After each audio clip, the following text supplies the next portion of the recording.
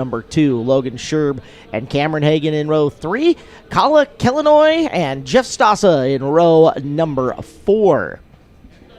So Axom and Hopkins both have the chance to get their weeks started out well, and there are some drivers who, off of hot laps, practice, etc., are looking to improve it. I'm thinking of Cowles, who had a miserable shootout and had some practice problems as well for himself. He's outside row number 2, and the local Coweta, Oklahoma driver will have a chance to turn that all around, but for the most part, all eyes going to be on the front row.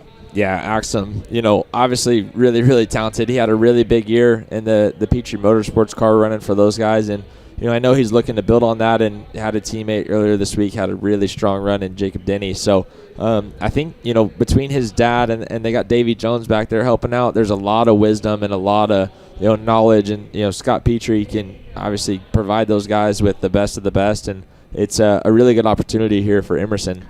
Davey Jones could make a lawnmower with a wing go fast. I mean, yeah. That guy is a wealth of knowledge when it comes to getting open-wheel cars to go around. So I got the chance to work with him this summer for a few races, and, man, he's so good at giving a driver what he needs, not just saying, this is how I set my race cars up, you figure it out.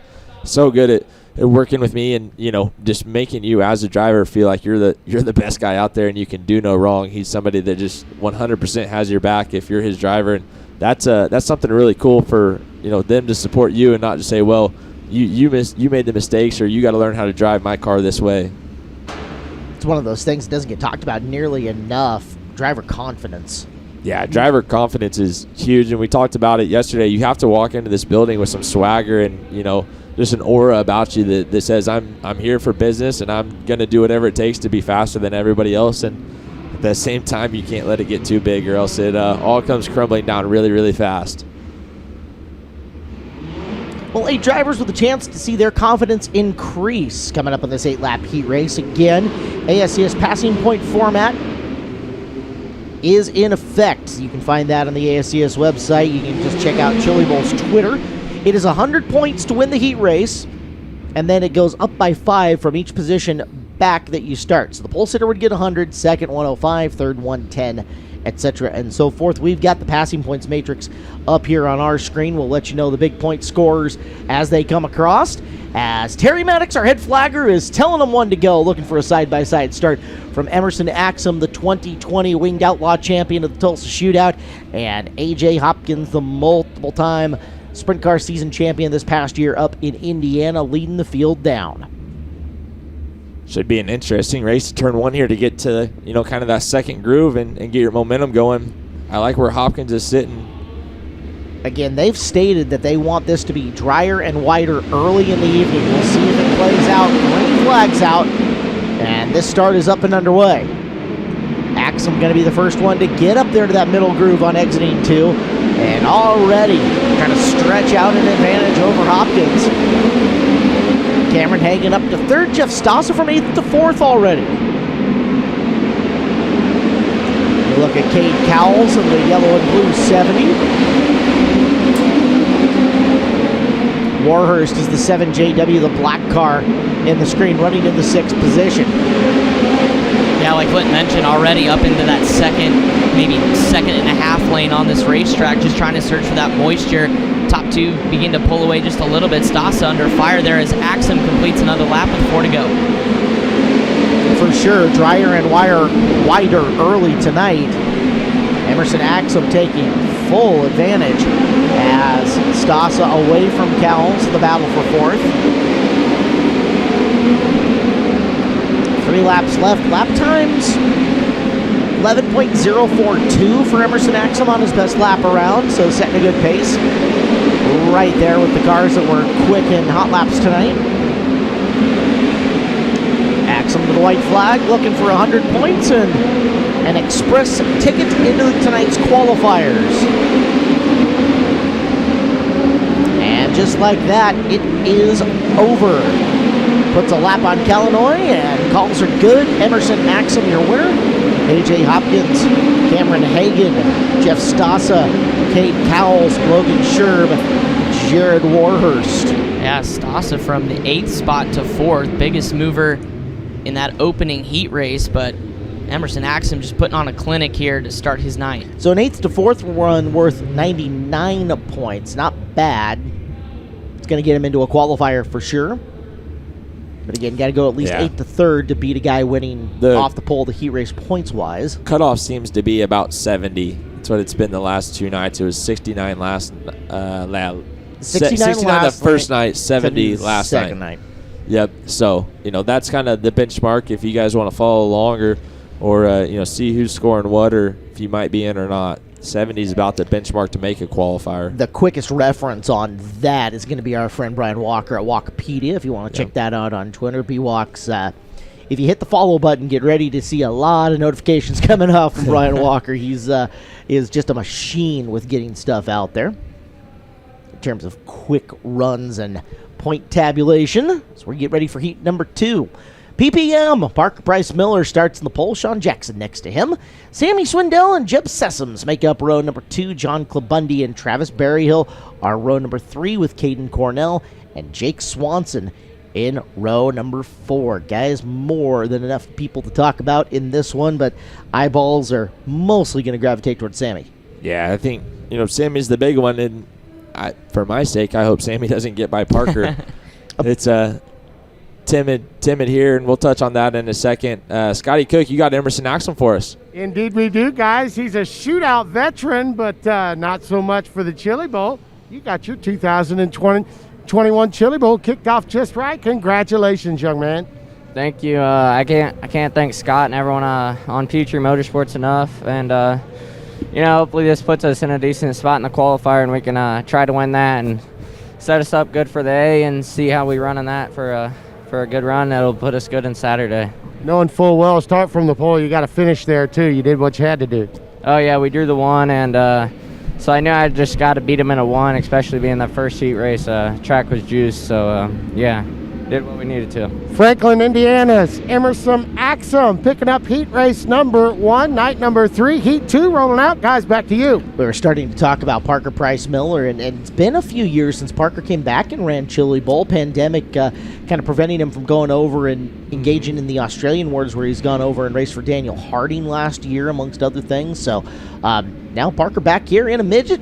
Good ride, too. You guys got some really good equipment in the camp. Yeah, we do, and I'm about more nervous sitting right here right now, for him than I was racing myself. I'm busy on my phone all the time, texting AJ, our crew chief, back and forth on ideas and suggestions on what to do with the cars. So hope we made the right calls here, and Parker can have a good run. Yeah, I didn't really think about that. You've got an eye on this racetrack for every single race, so you're probably providing pretty good feedback to him. Yeah, I get a good look at it here, so that helps out. It's nerve-wracking not being back there, communicating with the boys and being a part of that. I feel like we built a pretty solid program here where it's, car has speed. We had a good baseline set up, I felt like, and his car should be pretty similar to mine. So we made some changes for practice to here, and hopefully it goes well. So eyes on Parker and Sammy, but there again in that last row is the 55X of Jake Swanson, tabbed by Alex Bowman, support from Valvoline. They were disappointed with that CJ Leary on Monday. We'll see if he can come from the back. Green flag out. There's some other guys in this too that you don't want to sleep on as we are underway. It's PPM and Sammy 1 and 2. That's Jeb Sessoms, was one of the guys I was going to mention. A 305 stud from Texas and has looked good at this show before.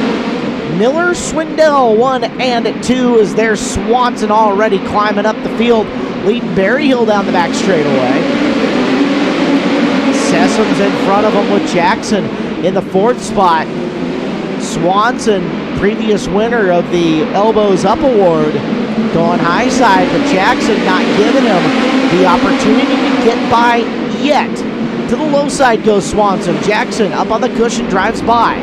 Yeah, Swanson looked a little frustrated. Jackson wasn't quite running the top, but wasn't really quite running the bottom. Kind of got him stuck, but there goes Swanson this time, able to clear. Jackson now sets his sights on Sessoms. There's a little contact there toward the back. Jackson gets squirrely. Field stretching out in spots. Parker Price Miller has a second over Sammy Swindell. So PPM drawing the pole. You got to win this. You can't go backwards. Sammy with a 3rd to 2nd run. Just 2 to go. Sessom's going to be tasked with holding off Swanson late. Swanson 8-4, make it 8-3. Good points for Jake Swanson. Oh, that was a good corner. He was able to diamond it off and roll off the bottom of turn 2 there down the back straightaway. And not going to have enough time probably here to catch Sammy as Parker Price Miller comes across the line to take the white flag one more lap around. Yeah, that is the white. We thought that would be the checkered at this point, so they're going to give him overtime on this race. Although, so lap number 9 and Parker Price Miller, don't matter. Give him an extra lap, he'll lead it too. He'll get the win. Sammy? Well, Clinton Boyles, you were standing on your chair watching every single lap. What'd you think of your boy? Yeah, it looked pretty good there. Ran a smooth race. Cars seemed to have good balance.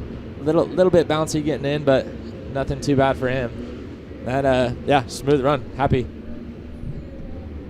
So now the question is, and don't want you to give up trade secrets, but I'm sure you got something that you're going to tell AJ and the boys up there about what you just saw.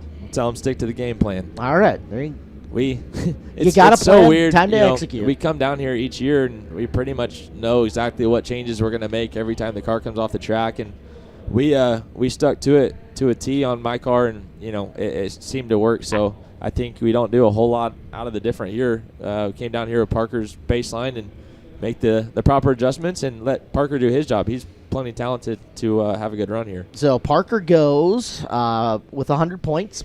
Sammy from 3rd to 2nd's worth 98. So he's going to be right there in the mix. And then 8th to 3rd, and your high point scorer will be Jake Swanson with 111. As we look at heat race number 3, Steven Shabester and Brendan Walty make up the front row. Tyler Robbins and Cody Lampy are in the second row. Brad Sweet, Carter Sarf in row 3. Jake Neal and Colby Copeland in row number 4. The Californians towards the back will draw the eyeballs, but they got some guys to get around to Shabester. A lot of laps around here. Tyler Robbins is a veteran of this event. We'll talk more about that, but we've got a Pit Stop USA interview with Scotty Cook. Thank you very much, guys. The Rockwell Security Veterans Community Project Rams Racing entrant Parker Price Miller.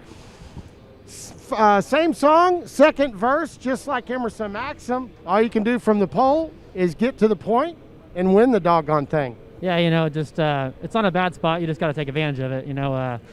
We'll get some more points in the qualifier, hopefully. Just can't thank Jeff Taylor, Rick Young, Rams Racing enough for giving us this opportunity. Veterans Community Project, just such a great thing to be a part of. Can't thank them enough, and just happy to be here, and let's keep it rolling.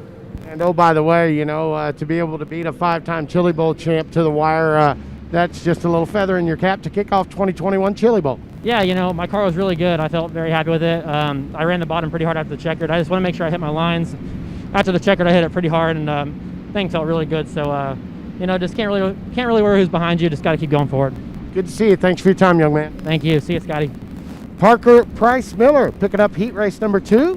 Back down trackside for heat 3, guys. Jacob and those guys at K1 gave you guys some pretty good looking suits. Yeah, they did. They did a great job to get those done for us on time and keep us looking sharp. K1 race year's got Colby looking good in that car too. He was walking around earlier, and I noticed Colby's NOS suit there is pretty bad boy. Hey, you look good, you feel good, you race good, right? It's huge. That's everything, and that's a big part to this, and that's that swagger we were talking about. I was talking to Nicole Bodine about that yesterday. I was like, new threads, buddy? He goes, dude, it helps me race better, I think. I was like, hey, whatever it takes. There's about no better feeling than walking out of the trailer with fresh threads on, just looking good, knowing that you're the baddest man in the pit area. You want to take that a step further. Race suits keep getting lighter and lighter. That's one area where people don't necessarily think about weight all the time, but you get a heavy suit, and those are extra pounds in the race car. Yeah, and it's big difference. Thin, helps breathe in the summertime, and it looks like Cameron Key in the work area. Yeah, he had issues in hot laps. Key's not scheduled to go out until heat race number 8, so still a little while. Maybe just a push and check. And they were bumping on the throttle linkage there. Maybe just one of those things where the butterflies weren't closing all the way, or they were closing too far to where he was trying to idle around and it stall itself out. So hopefully nothing too major. That's someone I want to do pretty dang good too. Well, field idles down the back straightaway as Shabester leading them down. Outside of him, it's Walty, and the green flag is out. Shabester started low, almost thought about drifting up to the cushion, but Walty right there to make the block. Sylvester will try it again. He'll get up top. They'll touch nerve bars. Oh, Walty big- leads lap 1. Big contact for Copeland and Sweet back there running for the 4th position. Huge wheel stand by Sylvester. Walty throws the big old slider at him, and he's going to take the lead. Now Tyler Robbins in the 3rd spot, and Brad Sweet trying to drive around him, bringing Colby Copeland with. Yeah, Brad's going to let her eat right here. Colby thought about running low to have a little bit of a better line, but got stuck behind Robbins' machine. That's going to put him a ways back as he jumps the high side there off 2. Driving in and making himself a factor is the 00 of Carter Sarf. Sarf not afraid to mix it up as Copeland this time up and around Robbins. And into the 4th position for Colby. Still needs to keep advancing though. He's chasing down Brad Sweet with 3 to go. Colby Copeland that last lap, 11.3, fastest car on the racetrack, but he still has some work to do to catch Brad Sweet, who's closing ever so slightly to 2nd. He's going to just throw the haymaker there underneath Sylvester, but Sylvester's going to cross back over. Sweet this time back to the bottom, side by side for 2nd. Felt like that slide job came out of nowhere as we hadn't even seen it on your screen as he took a flyer at it. That's what you got to do here at Chili Bowl, as down the back straightaway. And for the final time, Sylvester one more run on him, but Brandon Walty going to get the win. Sylvester, Sweet, and Copeland. So Walty with 105 points off the outside of the front row.